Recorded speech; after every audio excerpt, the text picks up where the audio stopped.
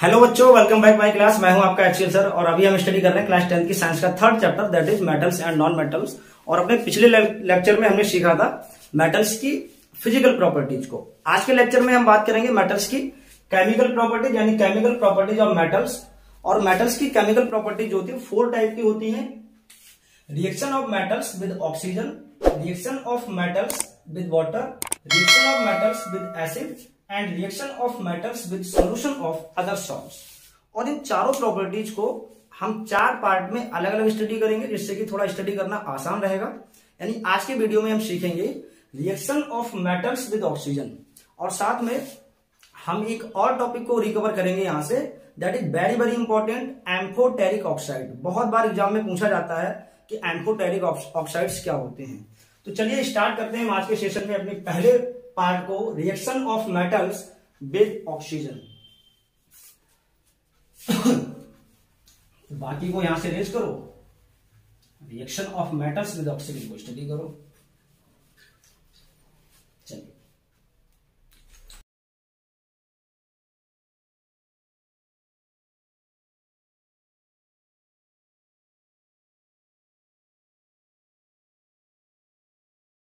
बच्चों, reaction of metals with oxygen का मतलब है कि मेटल्स की ऑक्सीजन के साथ रिएक्शन कैसे होती है और किसका फॉर्मेशन करते हैं। ठीक, तो समझिए यहां पे almost all metals combine with oxygen to form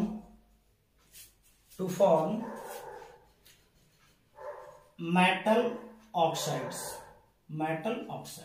यानी कि जितने भी मेटल्स होते हैं वो ऑक्सीजन के साथ कंबाइन करेंगे और वो मेटल ऑक्साइड का फॉर्मेशन करेंगे। इट मीन्स कि मेटल रिएक्ट करेगा ऑक्सीजन से और बनाएगा ये आपका मेटल ऑक्साइड।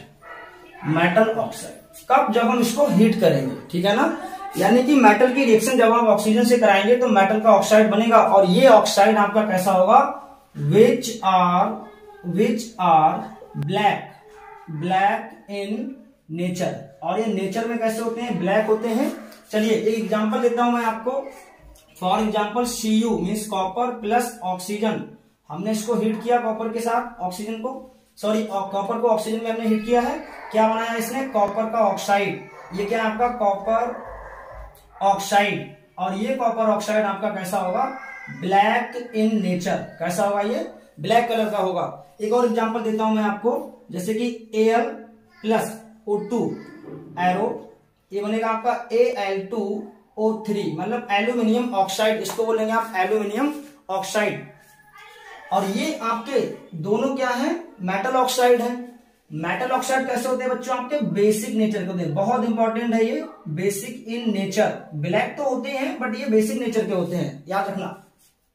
मेटल ऑक्साइड कैसे होते हैं, आपके बेसिक नेचर के होते हैं। तो यहां पर हम कह सकते हैं कि जितने भी मेटल हैं वो ऑक्सीजन के साथ में रिएक्शन करेंगे तो मेटल का ऑक्साइड बनाएंगे, जो कि कैसा होगा, ब्लैक इन नेचर। और हम ये भी कह सकते हैं कि मेटल ऑक्साइड कैसे होते हैं, आपके बेसिक इन नेचर, ये आपके बेसिक होंगे। अच्छा, एक आपको और मैं इंपॉर्टेंट बात बताता हूं, स्क्रीनशॉट लेना है तो ले लो। Good.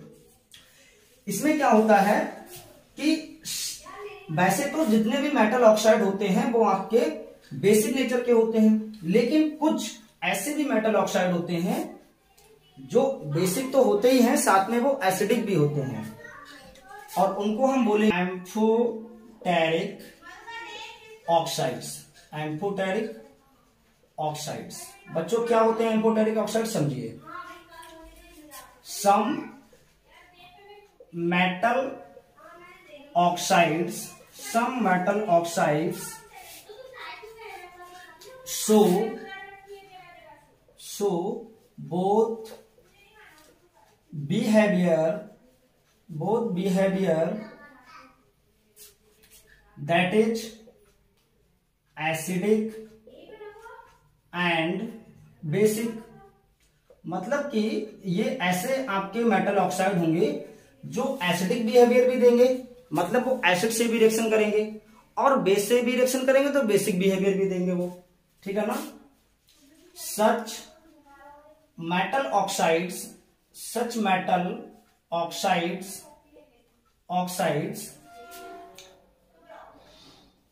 which react with acids as well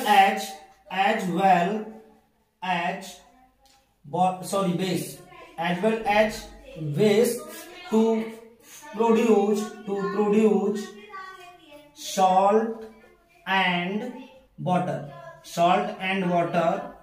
are known as amphoteric oxides। तो यहां पर हम क्या करेंगे, कोई भी आप ऐसा मेटल ऑक्साइड ले लो जो एम्फोटेरिक होता है। जैसे फॉर एग्जांपल यहां पर अगर हम लेते हैं एल्यूमिनियम का ऑक्साइड Al2O3, सॉरी, जैसे कि यहां पर हम लेते हैं एल्यूमिनियम Al2O3 का ऑक्साइड। एल्यूमिनियम ऑक्साइड जो होता है वो आपका एक एम्फोटेरिक ऑक्साइड होता है। अगर मैं इसकी रिएक्शन एसिड से कराता हूं, ये क्या है HCl, दैट इज एसिड, तो यहां पर ये बेसिक नेचर का होगा। कैसा होगा ये बेसिक, क्योंकि ये एसिड से रिएक्शन कर रहा है मतलब ये बेसिक नेचर का है। और ये बनाएगा सॉल्ट क्या बनेगा, यहाँ का मेटल जो कि एल्यूमिनियम है वो Cl के साथ में जाएगा और बनाएगा AlCl3 प्लस यहाँ का H और यहाँ से ऑक्सीजन, ये बनके मिलके क्या बनाएंगे, आपका वाटर बनाएंगे। चलिए इनको हम बैलेंस कैसे करेंगे, देखो यहाँ पे एल्यूमिनियम आपके 2 हैं तो यहाँ पे आप लगाएंगे 2। अब आपके क्लोरीन 2 3 जा 6 हो गए हैं तो यहाँ पे आप 6 कर दीजिए। हाइड्रोजन आपके यहाँ पे 6 हो गए हैं तो यहाँ पे 3 कर लो, आपका हाइड्रोजन भी बैलेंस हो गए और ऑक्सीजन भी आपके बैलेंस है। तो यहाँ पर जो एल्यूमिनियम है वो भी एसिड से रिएक्शन करता है। अगर ये एल्यूमिनियम आपका बेस से रिएक्शन करेगा तब इसको हम एम्फोटेरिक बोलेंगे। जैसे इसी एल्यूमिनियम ऑक्साइड को हमने यहाँ पे लिया है और रिएक्शन कराएंगे इस बार हम बेस से, that is NaOH, sodium hydroxide base होता है आपका। अगर मैं इससे इसकी रिएक्शन कराता हूं तो ये बनाएगा आपका सोडियम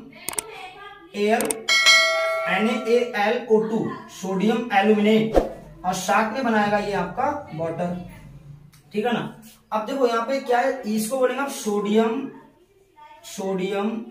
एल्यूमिनेट, ठीक है। जरा ध्यान से देखें, यहाँ पे जो हमने NaOH लिया वो आपका बेस है इस बार, तब ये कैसा होगा, ये आपका होगा एसिडिक नेचर का, मतलब ये एसिडिक होगा आपका। अब जब यहाँ पे था ये तो ये बेसिक नेचर का था, मतलब एसिड से रिएक्शन कर रहा है, यहाँ पर ये बेस से रिएक्शन कर रहा है। तो जो एल्यूमिनियम ऑक्साइड है आपका, ये एसिड से भी रिएक्शन कर रहा है, साथ में बेस से भी ये रिएक्शन कर रहा है, इसलिए हम इसको क्या बोलेंगे, एम्फोटेरिक ऑक्साइड, ठीक है।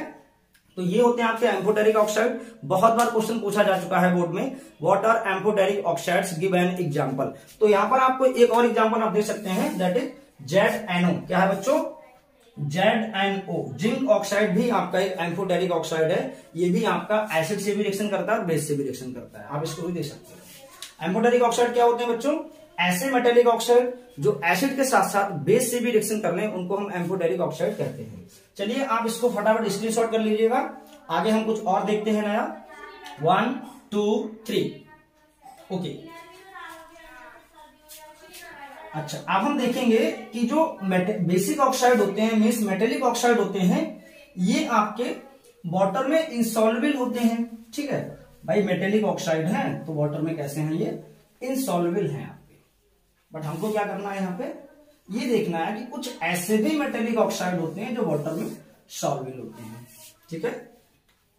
नाउ वी कैन से कि metallic oxides are insoluble in water. देखो जो आपके मेटेलिक ऑक्साइड होते हैं ये वाटर में सॉल्युबल नहीं होते हैं, इनसॉल्युबल होते हैं। बट कुछ एक्सेप्शन होते हैं केमिस्ट्री में, but some of these are dissolve in water to form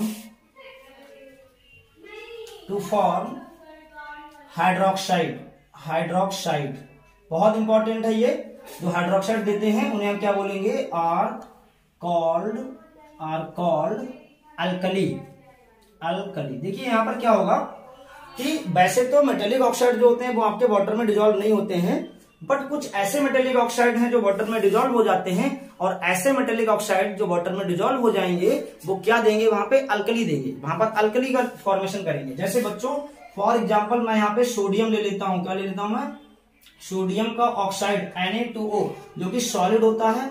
अगर मैं इसको वाटर में डिजोल्व करूं तो ये वाटर में डिजोल्व होगा, वाटर की जो फेज होती है वो होती है लिक्विड, तो ये क्या बनाएगा, ये बनाएगा NaOH, और ये NaOH क्या आपका, ये है अल्कली, ठीक है ना। अल्कली क्यों है मैं अभी आपको बताऊंगा।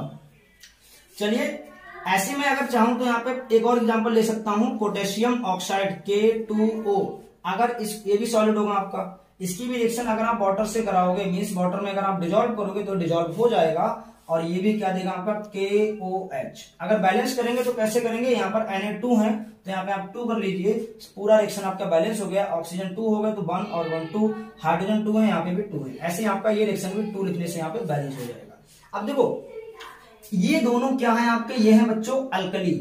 अब ये अल्कली होते क्या है भाई, इसको हम बेस भी बोलेंगे अल्कली भी बोलेंगे। मैंने आपको एक पहले अपना वीडियो दिया था, सेकंड चैप्टर जब पढ़ा रहा था, उसमें बताया था कि अल्कली क्या होते हैं। देखो ऐसे बेस जो वाटर में डिजोल्व हो जाएं, ऐसे बेस जो वाटर में डिजोल्व हो जाते हैं उन्हें हम अल्कली बोलते हैं। कुछ ऐसे बेस भी है जो वाटर में डिजोल्व नहीं होते हैं, उन्हें हम अल्कली नहीं बोलेंगे। यानी हम कह सकते हैं कि ऑल अल्कलीज आर बेस, क्योंकि वो वाटर में डिजोल्व हो रहे हैं तो अल्कली भी है और बेस भी है, but all base are not alkali. Clear है।